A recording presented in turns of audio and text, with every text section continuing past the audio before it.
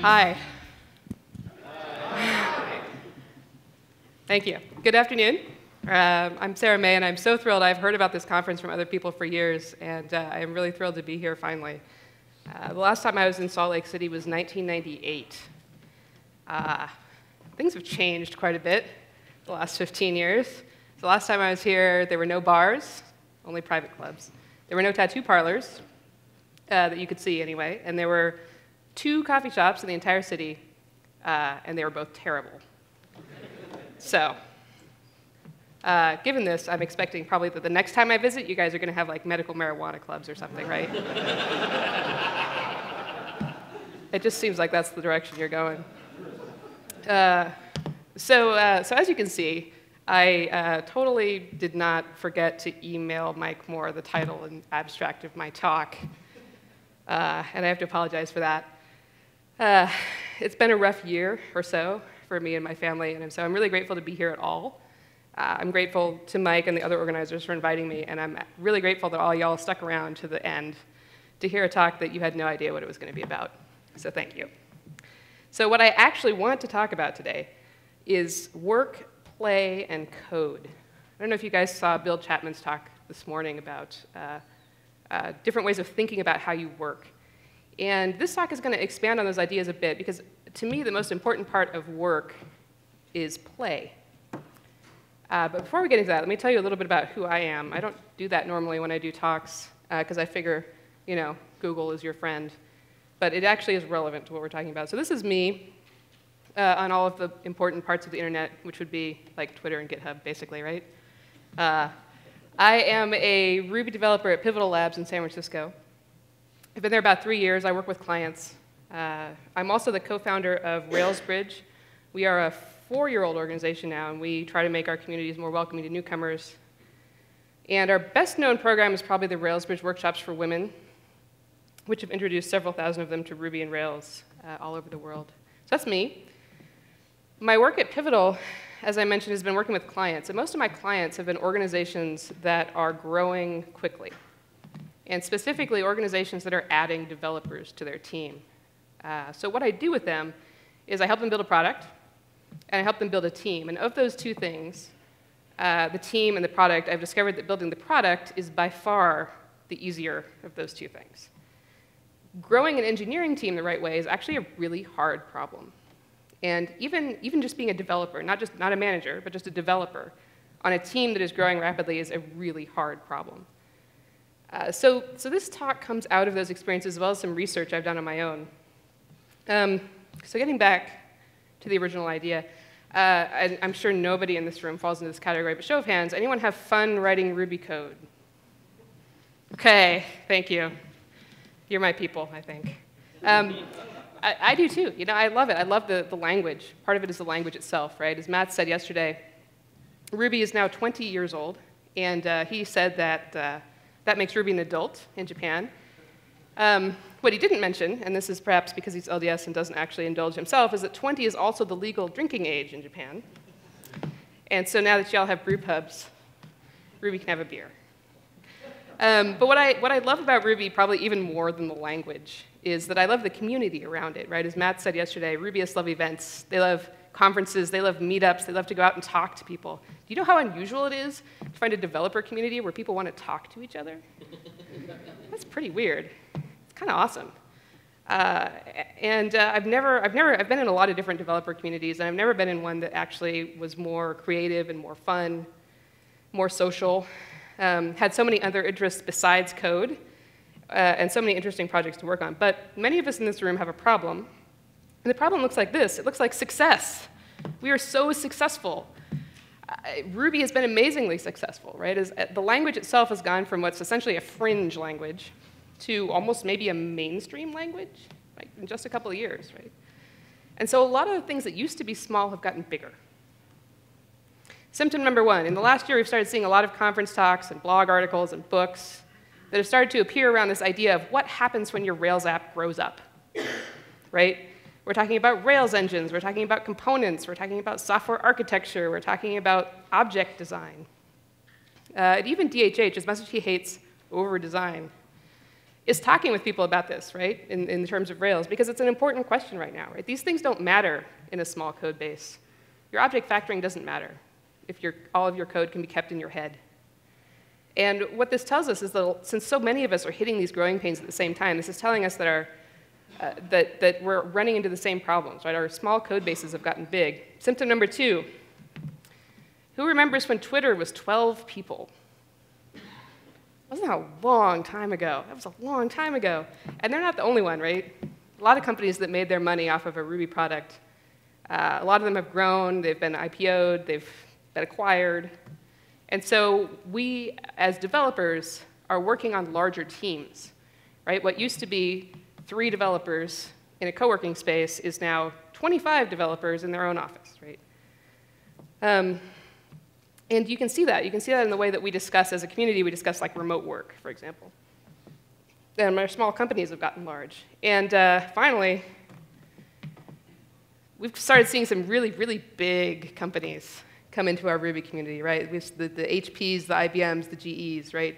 They're starting to come in. They're starting to hire a lot of Ruby people. They're starting to grow a lot of Ruby people from their interior. And there's not a whole lot we can do to stop something that large. And I've heard the same story from a lot of different people in the last year. And it goes something like this. I was a Ruby developer, and I joined like a couple of my friends, and we like started building this product, and it was amazing. And we all sat in the same space, and we talked to each other, and it was great. And then we were successful, and we hired some more people, and then we hired a couple more people, and then we hired some more people. And then we kept making money somehow, and like, yeah, and it just, yeah, now what do we do? Like, what do I do with this many people, right? The stuff that used to work with a team of 3 doesn't work with a team of 10, and the stuff that you do with a team of 10 doesn't work with a team of 25.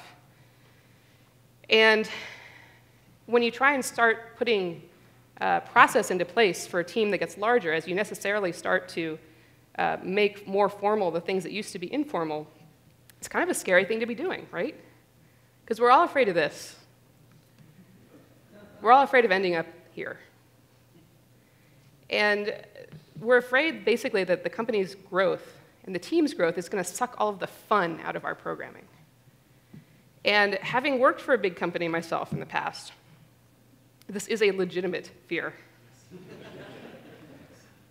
But the interesting thing about fear is that looking at our fear can surface some of the interesting assumptions that we've been making about ourselves as programmers. So here's one that I've noticed popping up a lot recently. Every, call it 3 or 5 months, there'll be an article at the top of Hacker News. It'll be something like this. There's two sides to the developer world. And as a developer, you are on one side or you are on the other side. You are an established company person or you are a startup company person. And if you're an established company person, what you like is process. You're very focused. You know what you're building. You're determined. And the other side would probably say you had a little tunnel vision. And if you're a startup person, you're creative. You have ideas. You want to disrupt things. And the other side would say you're a bit immature. And these categories have a lot of different headers. People talk about them with different titles, but they're all kind of the same thing. Like, for example, if you're talking to Paul Graham, who founded Y Combinator, which is a little company in Silicon Valley that funds 20-somethings in their garages, then these are kind of your headers. Old people and young people. Anyone go to the Waza conference just like a month ago? There was a speaker there, Michael Lopp, right? And his headers were these. You know, and no matter who's talking about it, though, what it's clear is that as an individual developer at any given time in your life, you are in one of these categories or the other, right? You may move between categories. I mean, Paul Graham thinks you do as soon as you hit 30, right? But the assumption here is that these are different types of people. And some people will even say that you need to hire both types of people, like pit them against each other in order to balance growth and stability as your company gets bigger. We'll come back to that idea. But right now, what I'd like to do is inject a little bit of science into this conversation, because all of these categorizations, all of these blog posts, and all of these books that people have written, including what I am actually summarizing for you today, is one person's experience, right? Generalizing over their experience and maybe talking to a few other people. And that can be useful. But my dad, who had a PhD in entomology, had a saying that he liked. And what he meant by this is that a collection of anecdotes does not add up to science. And so what I want to do is I want to look at some of the science that exists around these categorizations that we put ourselves in. And I want to start with creativity, because if you look at these lists, the generalization here is that the stable side is boring and uncreative, and the volatile side is fun and creative, right? There's clearly a right side for you to be on here. But all of the other properties in these lists sort of flow from that judgment about whether someone is creative or not creative, right? So let's look at the science around creativity for a moment. In the 1970s, there was some fascinating work done on the qualities of creative people. And these scientists took two groups of people. One group of people identified by their peers as being very creative, and one group of people identified by their peers as being uncreative. And they looked for statistically significant differences between these groups of people. So here are some things that completely did not matter. Strangely enough, intelligence. Exceedingly smart people no more likely to be creative than average intelligent people. Age, gender, race, all these things didn't matter either. They actually found no innate differences at all between people who are creative and people who are not creative. What they did find were differences in behavior and differences in their habits. And I'll come back to what those differences are in a moment, but I think it might help at this point to define creativity a little more precisely, because I think we all have a feeling for what it is and whether or not we are one. But science has been thinking about this for a while. Let's see what they think. So scientists have distinguished two modes of thinking that human beings engage in, the closed mode and the open mode. And when you're in closed mode, you are getting very specific things done. I guess the scientific term for this is like getting shit done, right? Actually, they call it being executive, as far as I can tell. So your goals are specific, you're focused, you're doing things. And then the open mode, you may have some general goals, but what you're doing really isn't very focused. And you're open to new connections. And it's in open mode where creative thought can occur. So the first part of being a creative person is just knowing how to move between these modes of thought deliberately. So these lists, though, look awfully familiar, don't they, right? They look a lot like the categorizations that we do to ourselves and that we do in the community when we're thinking about categories of developers, right? Am I a big company person? Am I executive? Am I task-oriented? Or am I stable? Or am I a small company person, right? Am I unfocused? We're figuring out our product market fit. And it turns out that the people who would like to put us in one of these categories or the other have actually hit upon something that's a real dichotomy in human thought. Right? These are different things, but they aren't different types of people. They're simply different modes of thought. And it's a critical error to say that a person is one or the other, because we are all both at different times. April is National Poetry Month, you know. Plus, this is a reminder to me to breathe.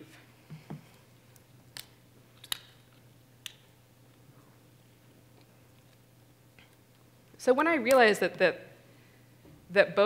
all of us are both of these things all the time, it took me a while to understand the implication there, because a person might be more comfortable in one mode of thought or the other, right? But we are all capable of both. And what this means is that creativity is not a property that you have or you don't have, that you were born with or you weren't. It's a skill that you can practice and get better at. So when people say that you need both to balance each other, that's actually true, right? Because you do need both of these things in software development. Each of us, though, needs to be able to do both. And a technical leader shouldn't be trying to hire people that fit these architects and or these archetypes rather, and make them fight. A technical leader's goal should be to enable their people to do both at the right time. And at this point, I think it's fair to ask, what does this mean in terms of software development? What does this look like? And what does creativity really mean in terms of software development? Because a lot of people think, when I graduated from school, they handed me a piece of paper and it said computer science on it. And my brother, who's a pharmacist, I believe, thinks about my job pretty much as typing, as far as he can tell. What does this really have to do with art and poetry and music, humor and dance, right? How are these things? Those things are creative. Doesn't feel like what we do sometimes. I've never been a professional artist. I'm a consumer only. What I see when I look at art is the result, right? I see the sculpture, I see the painting, and as far as I could tell for a long time, how I figured this worked is that an artist would go into a cave, do a bunch of stuff I didn't really understand, and then emerge with their work of genius, right? It turns out that that's completely wrong. This lady is an American dancer and choreographer. Her name is Twyla Tharp. She's 71 years old. She's been doing this her whole life, and at 71, she is still considered one of the most creative forces in contemporary dance. And she wrote a fantastic book that I highly recommend called The Creative Habit. And the core of this book is her explanation of her creative process, her process for how she comes up with a new dance as a choreographer. And how it works is this happens over the course of several months, every day in the morning. She spends several hours dancing her sort of standard routines and moves that she's been doing for the last 40 years. And she's moving her body in these very familiar ways that she knows she can do without even thinking about it. She's executing, she's comfortable, right? And then in the afternoon, she works on coming up with new movements. And the movement that she does in the morning is the raw material that gives her a base that she can use in the afternoon to refactor into something new. And her process deliberately moves her between the closed mode in the morning and the open mode in the afternoon. And she needs both to come up with a new dance. Because if all she does is dance the old moves, she'll never come up with anything new. But if all she does is noodle around with the new stuff, she lacks the base from which the creative changes can be made. So her creativity isn't a lightning strike out of nowhere, right? You go to one of her dances and it looks like it must be, right? Like, where did this come from? This is awesome. But her creativity is actually a repeating methodical habit that she has that gets her in the best situation for the lightning to strike. And that lines up with the science, right? People who are creative have simply developed habits that move themselves between the closed and open modes of thought. And it's the movement between these modes that's the key, because each one feeds the other. So let's look at what that looks like when you're writing code. So this should look familiar, I hope. Yes? One person? OK, all right. Just making sure. Red, green, refactor, right? First you write a failing test, then you write the code that makes it pass, then you refactor the code to try to make it better. So in practice, it's more like this, right? You go kind of red, green, red, green, red, green, red, green, red, green for a while, and then you get some sort of standalone portion of your feature done, and then you refactor. And just in case you've never seen this done before, this is what this looks like. So think about adding a method to a Rails model, right? You've got a model for a bus, and you need a method that tells you how many iPads are on that bus in the passengers' bags. So first you write a model spec that fails.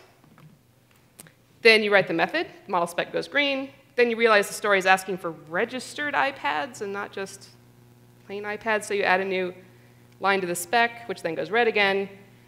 Then you implement it on the model. Everything goes green. But yeah, the code looks pretty bad. But your tests are green. So at this point, you have thousands of options for what you could do with this code. You could leave it where it is. Tests are green, right? It's working. You could extract it into a class. You could extract parts of it. You could leave parts of it in the model. You could reimagine your entire domain model. You could rewrite the whole thing in Node.js, right? Like, you've got lots of options. And at this point, you've gone into the refactoring phase. So let's talk about what's different about these two phases of the cycle. First thing that's interesting about this is the words that we use to talk about code change between these two modes. So if you're pairing, these are the words you say out loud. But if you're on your own, I guess this is your internal monologue. Not quite sure how that works anymore. But either way, we go from talking sort of nuts and bolts of the functionality, like, oh, I think we're missing an end. Maybe that context doesn't need to be there. And we go to discussing the larger sense of like where code belongs, right? Oh, that method had a name that made sense, but now it does too much. It feels like we should either split it or move it out to the class, or maybe we should make it its own class. The next thing that changes is the way we use the keyboard, right? So we're entering code when we're in the red-green cycle. We're like putting in our eaches and our injects, and then we move into like moving code around, right? We move it between classes, we move it into new files, we move it around. And the third thing that changes is our physical posture. When you're writing code and you're red-green refactoring, your hands are on the keyboard and you're leaning in and you're looking at the code. And then when you go into the refactoring mode, you kind of take your hands off the keyboard and you kind of sit back a little bit and you just look at your code for a while. And fundamentally, right, what's happening in these two different modes is that we're thinking about the code differently. And how we're thinking about that code has changed between these two modes. And so when you're doing the red, green, you're operating in the closed mode, and then when you refactor, you're moving into the open mode. So just like Twyla Tharp's process is a structured way for her to spend some time in the open mode and some time in the closed mode, red, green, refactor is a structured way of moving us between the closed and open modes when we're writing code. It's a habit that we have that gives us room to think creatively every time we write code. There's one piece of this puzzle we haven't talked about, and that is when you're in the open mode and everything is possible, how do you proceed? The process has given you this creative space. How do you get that lightning to strike? And it's often a matter of being able to shift your context appropriately and to consider the code that you wrote in a larger context. And that shift is the germ of creativity no matter what type of creativity we're talking about, whether it's painting or comedy or poetry. All of these creative works gain power by showing the viewer a context that they hadn't noticed before. Let me give you another example. Humor. Everybody loves a good light bulb joke, right? How many folk singers does it take to change a light bulb? Answer, 5. 1 to change the bulb, and 4 to sing about how much better the old one was. How many anarchists does it take to change a light bulb? Answer, none, because everybody knows they never change anything. And if you find me at the drink up tonight, I'll tell you Shane Becker's follow-up to that one. Oh, no. And finally, I'm going to take that cheap shot. How many enterprise developers does it take to change a light bulb? Answer, none. We are not going to change it. We think it works. So it's that shift of context between the setup and the punchline that makes jokes funny, right? And so once you get into the creative mode, that's step 1. But if you want to be able to come up with these flashes of insight, if you want to write the jokes, you need to be able to make that context switch once you're there. If I were a management consultant, I'd call it thinking outside the box, and then you'd have to shoot me. But really, it's just context shifting that allows you to see what looks like an unintuitive answer to the problem at hand. And I'll state the obvious and say that different developers have different levels of skill with this type of thinking. I've been pair programming full-time for about 3 years at this point, and I counted it up. I think I've paired with about 150 different people over the course of that time. And some of them, when we're sitting there looking at a refactoring, seem to always come up with a pretty decent solution. And sometimes it feels a lot like luck, you know? Especially on a big project, there's a lot of code. No one person knows all of it. But the lucky people seem to always just been in, looking at some other part of the code in a completely different part of the app that had a pattern that might work here if we changed certain things about it. So I was thinking about that, and then I ran across another piece of science that talked about what's different about people who consider themselves lucky and people who consider themselves unlucky. And the first thing they did was studied whether people who think they're lucky actually are. And the way that they did that was that they took people who think they're lucky, people who think they're not lucky, and they gave them a section of the newspaper. And they said, I want you to look through this section of the newspaper and count the number of photographs, and then report that number back to the researcher. On the second page of the newspaper section was a big half-page advertisement with no photos on it, said in really big text, stop. There are 37 photos. Go tell the researcher. And people who considered themselves to be lucky way more often saw that and saved themselves from actually looking through 15 pages of newspaper and counting photographs than people who thought they were unlucky. And so having established that the people who are lucky do actually seem to experience the world differently, they kind of did the same thing that they did with the creativity research, which is that they then looked for differences between these groups of people. And just like the creativity research, they found that there is absolutely no intrinsic difference between someone who's lucky and someone who's unlucky. There are differences, of course, in behavior. But what that means is that just like creativity, luck is a skill that you can practice and get better at. And it turns out that people who are lucky deliberately seek novelty in all parts of their lives. And this can manifest itself lots of different ways, right? Given the choice of two paths to walk, they will pick the one they have not walked on. You put them in a restaurant, they'll order a dish they haven't ordered before. These are little things, right? But the theory here is that by deliberately exposing themselves to things that are not in their comfort zone, they are changing the mode in which their brain works. They are making it more open. And that means they notice things they wouldn't normally notice. And the end result is that they are more able to see the context shifts. And that makes them unusual, creative, and effective problem solvers. And they're setting themselves up for that lightning strike. So you can practice being creative, and you can practice being lucky. And that sets you up to take best advantage of both of these modes of thought. Because we want all of these things, even the tunnel vision and the immaturity, right? We want the whole richness of human thought brought to bear on our problems. But the interesting thing is, in the world of software development, it's hard for us to think about this. But there are ways besides red-green refactor that you can introduce creative space into your projects.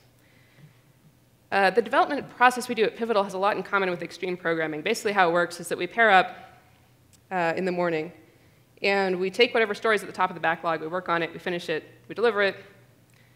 Then we pick up the next story that's at the top of the backlog, and we work on that. Internal to Pivotal, we call this the story mill, because we're just kind of churning through stories. And it feels amazing, I have to tell you. It feels amazing and fantastic to get so much stuff done. But once a week, we do something different. We don't do that many meetings. Most days we actually spend 8 hours on the story mill.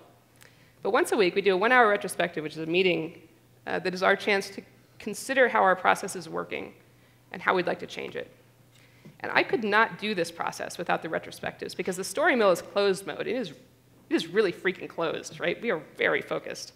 But retros are the open mode that balance that, right? No process ever works the same for two organizations.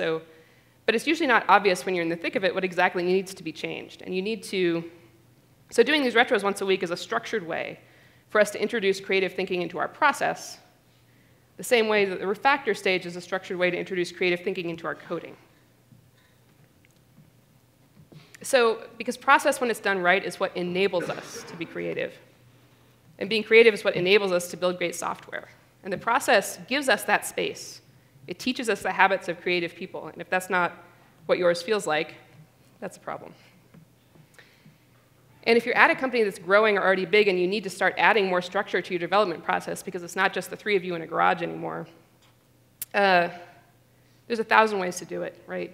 And I can't tell you what the right thing to do is because it depends on your people, your product, the rest of your company, what your financial structure is, where you live. But the one thing that's important here is to make sure that the process you add is enabling creativity rather than squashing it. And make sure it's not squeezing all the fun out of your development. Make sure that it's got built-in places for creativity to occur. Because it's that fun and that play and that serendipity that makes it possible for us to write great software. And finally, it's your job to set yourself up so that lightning can strike when it needs to, right? And what that means is you need to introduce enough novelty into your life for you to take advantage of that time that the process gives you. And to do this, you don't need to spend $120,000 on 4 years of art school to teach you how to be creative. Here are some things you can do. Look at parts of your code base beyond what's immediately in front of you. So if you see a method being used, you don't know how it's implemented, go look at it. Spelunk through parts of the code you haven't seen in a while. Fill your mind with the raw material for creative thought. And second, try to vary what you do as much as possible. Switch projects every couple of months, if you can. If you can't, spend some time writing JavaScript if you're a back-end developer, or doing some SQL optimization if you're a front-end developer. The main rule here is that when you start feeling comfortable with what you're doing, it's time to move on. And third, seek out teams that have people that don't look like you. This is an interesting hack. There's been some research that says that if you have two problem-solving teams, and what they do requires some creative thought, and one team is better qualified on paper, but they all look the same, and the other team is less qualified on paper, but they have visual differences between them. This means things like height and weight, race and gender, and ability, and so on. Then the team that is less qualified on paper consistently does better. And the theory here is similar to the luck theory, which is that if you are communicating with people that are outside of your immediate comfort zone, you are automatically opening your mind up and you're moving it more into the open mode. And if you have a job that requires any kind of creative thinking, which I hope you all do, that means that you'll be better at coming up with creative solutions to the problems you're looking at. And finally, make sure you're having fun, because you cannot write good software without it. And that's all I got. Thank you, everybody.